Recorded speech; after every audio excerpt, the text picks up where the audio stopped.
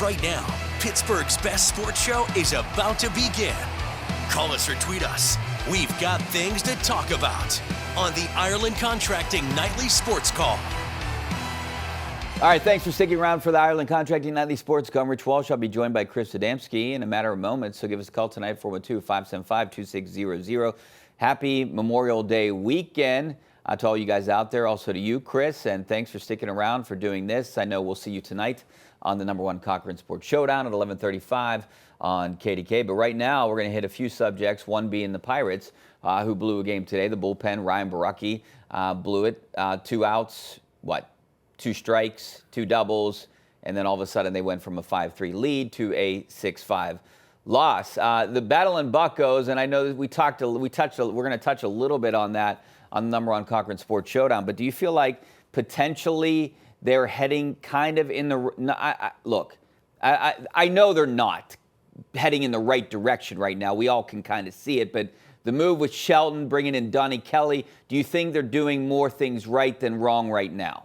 Yeah, the right direction is opposed to 3 weeks ago when they made the managerial change. It seems like it's very early. We'll see how much of a difference it really makes, but I don't think that they made a mistake with Donnie Kelly so far. That's for sure. It seems like some of the little subtle decisions he's making. It seems like the team, they've played all these one-run games. They're not quitting in games. So far, it's very early again, but it's a passing grade on him. And just adding Spencer Horowitz to the lineup. Ryan Reynolds before today, he missed a game. It seems like it's a minor injury thing, but he's been hitting better. The lineup's been a little bit better. Hey, they didn't score 4 runs for, a month? And they've done it now for, 3 games or 3 of the past 4 games they've been actually scoring. So the arrow is pointing up, but, they were pretty much scraping rock bottom in so many ways there a few weeks ago, so it kind of almost had to. But it is kind of a shame. If they would have won this, have a 5-2 homestand, you really start to feel like, hey, maybe they are sort of turning a corner. And it just was very Pirates today to come back and from a 3-0 deficit, take the lead and then blow it again in the 8th inning. But hey, baby steps, I guess. Hey, right? You can only go up, I guess, where they were. So that leads us to our Xfinity live poll question of the night. Just scan that QR code in the bottom right-hand corner of your screen. Should the Pirates extend O'Neal Cruz? Now, I'm in the camp that they should. I want to see these guys stick around. I hate waiting for the future and when the Pirates are going to be good. It seems like that's all we've talked about for the last 20 years on this show. When are the Pirates going to be good? And now this was the projected year that they were going to turn the corner, especially with Paul Skeens. And now that's delayed at least another year. And maybe for the foreseeable future, Chris, because they don't have any bats, and I don't know where they're going to get them. Yeah, they're already, even with O'Neal Cruz, they don't have much depth in their lineup. We talk about it. Some of the players, Canario's a starter at this point, and he was a guy that was pretty much given up on only a couple months ago by another organization. There's nothing really in AAA. You could go down to the low minor leagues and say there's some help coming up, but they don't have much help for them to fix this lineup. So O'Neal Cruz would be a player that almost any other team would start to build around. Will they? Should they give him a lot of money? It would take a ton of money because I'm sure him and his agent would say, hey, you see that Vladimir Guerrero Jr. contract? It was $400 million. That's what we're starting at. So does he deserve that or not? But that's where the talks are going to be. It's going to be in that neighborhood. So I don't know if it's realistic that the Pirates, we could sit here and discuss it, Richie, whether they should or not, but realistic, are they going to do it? Let's face it, we know they're not. They have a 3-year window with Cruz and Skeens. You got to start adding at some point. I know fans are frustrated. I'm frustrated. I'm sure you're frustrated. And now I feel like, I think this is the worst that the fan base felt. They can actually see what's going on. I think the Pirates, the organization, kind of duped a lot of people over the last few years, and people just kept coming back, whether it was bobbleheads or fireworks or whatever it might be, and they'll come to a Paul Skeens night. But now I think people are really getting sick of it. They want the Pirates to spend some money. They deserve the Pirates to spend some money, and I think that's the big thing, deserve. You're doing your fan base a major disservice not adding pieces to the puzzle right now. A puzzle, when you're a small market team, is only a few years. And when you got guys like this, you got to do something, no matter what it is. And I don't think this is going to be fixed. There's no way Bob Nutting's going to fix it, but I don't think this is going to be fixed until baseball fixes itself, which might be in 2027. They need a salary cap and a salary floor. Yeah, I mean, if that's I guess you could say that theoretically the Steelers will, or Steelers. I know, it's on my brain too sometimes. The Pirates will still have Skeens and Cruz then. Maybe if there's a new system or a modified system or even a salary floor that would maybe compel the Pirates to give them extensions or one of them an extension, maybe you have something there. But yeah, you're right about the fans, Richie. I really feel like we've been conditioned, what do you want to say, conditioned or willing to accept patience for 3 decades now, and you have these 5-year plans, and it worked, of course. We know about a decade ago where they tore it down in about 2010, 2011, and built it back up and had those competitive playoff teams that were so much fun there, 2013 and 2015, and people were willing to do that here in 2020, 2021, 2022, losing 100 games and a couple times there, and you thought this was the year they were sort of pointing toward. And that's why I think there's such angst, is that living through the 5-year plan again, and now this is year 6 of the 5-year plan, and to have a record that's worse than almost any of those previous years, whenever this is the year they were supposed to all come together, especially when you had a Paul Skeens. That's why there's so much frustration right now in the city and amongst the fan base. It's that they can take so much, and they understand the economics, accept the reality of they're never going to spend like a big market team, and that's fine. But when you have a year you point to like this, and to have it start like this and be a third of the way through and be on a pace to lose over 100 games, it's just so hard to swallow. All right, the Pirates are on the verge of losing 29 years out of 33. I want you to take this break and think about it, because we're going to go to a commercial break here soon. I want you to take this break and think about this question, and I want an answer when we come back, Chris. Name me another professional franchise. I don't care. One of the other 3 sports, any one of the 4 sports that has been that bad over a 30-year period. Because I have trouble naming a team. So I want you to think about it. You have 2 minutes to think about it. I want an answer when we come back. We got to take a break. Back with your phone calls coming up next, 412-575-2600.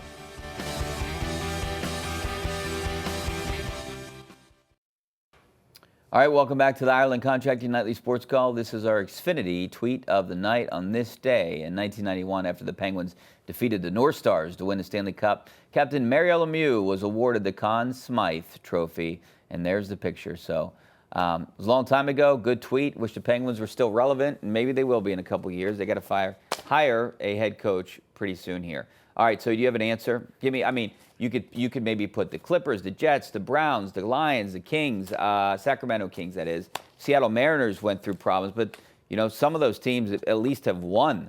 At least were successful for periods of time. Yeah, we're about the same age. You can remember some organizations in the 80s struggling, but when you're talking a decade, that seems like a long time, and it is, 15 years, but 33 years. I looked it up. The Clippers went from 1976 to 2012 and made the playoffs 4 times, so I guess that's maybe in that area. The Sacramento Kings have made it once the past 19 years.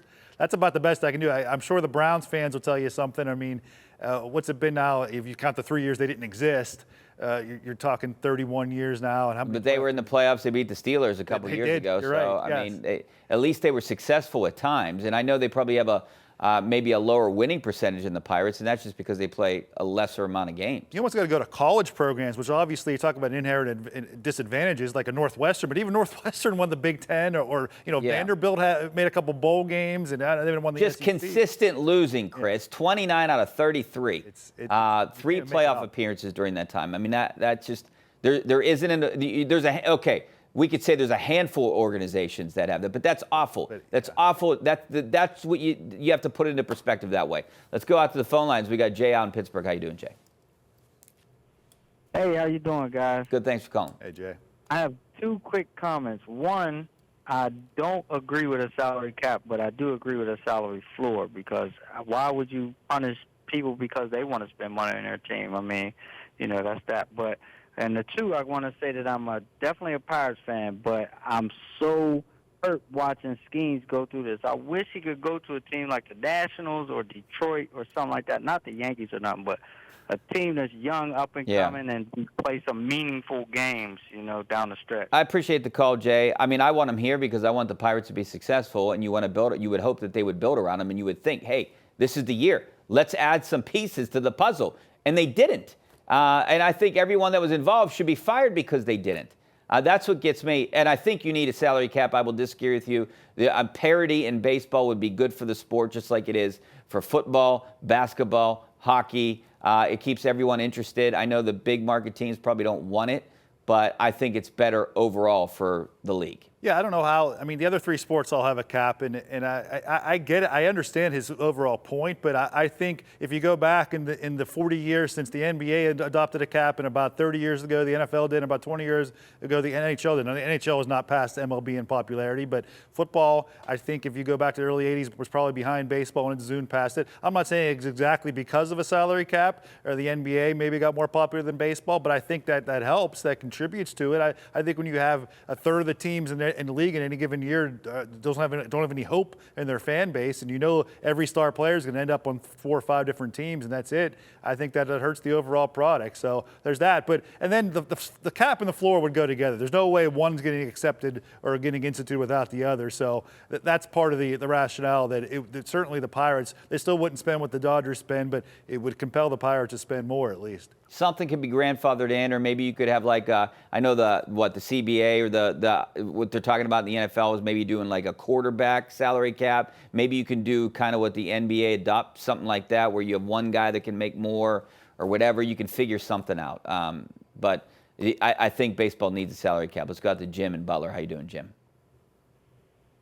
Hey, Rich, here's my take on trading of Skeens. Okay. You're only going to win 1 out of 5 games out of him. That's if he wins every game. If you got 2 established power hitters in that lineup, they'll win you a lot more games than Skeens will. Jim, I get what you're saying, but I hate kicking the can down the road. Then we're back in the same situation where it's like, all right, now we're at 20-30.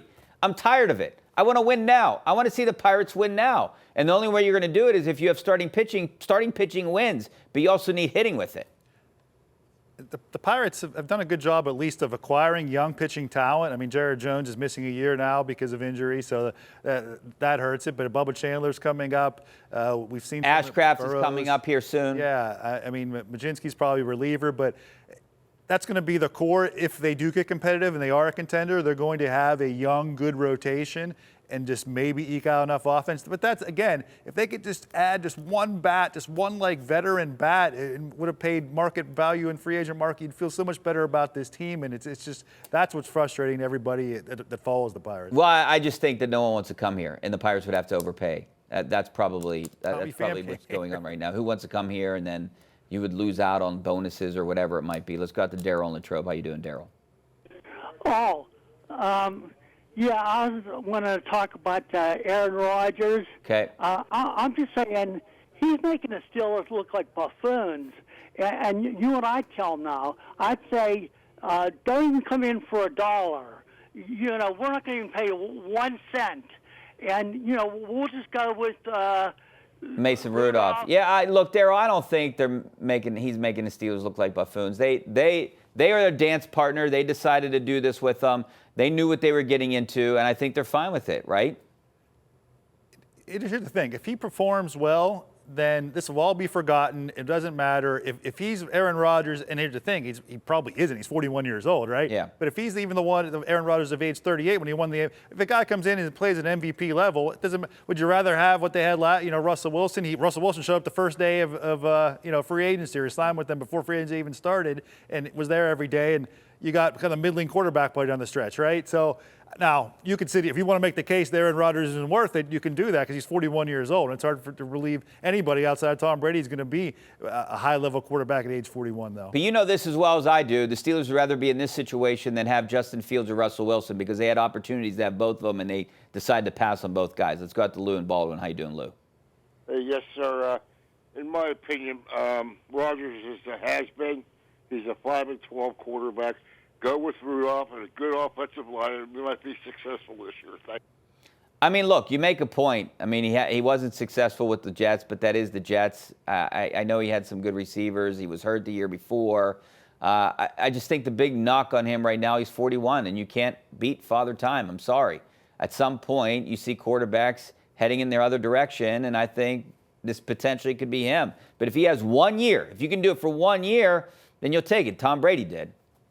Yeah, Tom Brady did it. Again, he was an MVP at 38. Is that right for Rodgers? Am I getting my math right?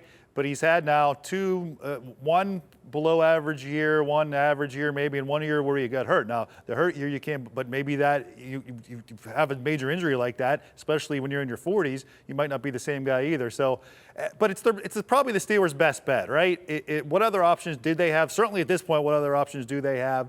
Maybe Rodgers does. He is one of the greatest. He's the only 4-time MVP. I mean, let's face it, his resume it might be one of the best of any outside of Tom Brady. You roll the dice. They're not in a great situation. Finding that, I always say there are two types of NFL teams. One that has their franchise quarterback and the other group doesn't have it. The Steelers don't have it. You roll the dice and maybe Aaron Rodgers works out. It probably won't, but it's worth the gamble, right? If it doesn't work out, you get a high draft pick next year, and then maybe you find that quarterback of the future. So I think that's where the Steelers are. And look, if it doesn't work out with Aaron Rodgers on the field or off the field and you have to go with Mason Rudolph, same situation. Maybe you get a higher draft pick. All right, Chris, we got to take a break. Don't forget about our live poll question. Should the Pirates extend O'Neal Cruz? Get on there and vote. Back in a couple minutes. Chris, I'll be here at work. So I'll see you at the Steelers on Tuesday. But by the way, I know we don't talk a lot of NBA here, but the Knicks overcame a 20-point deficit to come back and make this a series. So I guess that'll be interesting. It's a shame that the Penguins aren't playing in the NHL playoffs right now, because that's one thing I definitely miss.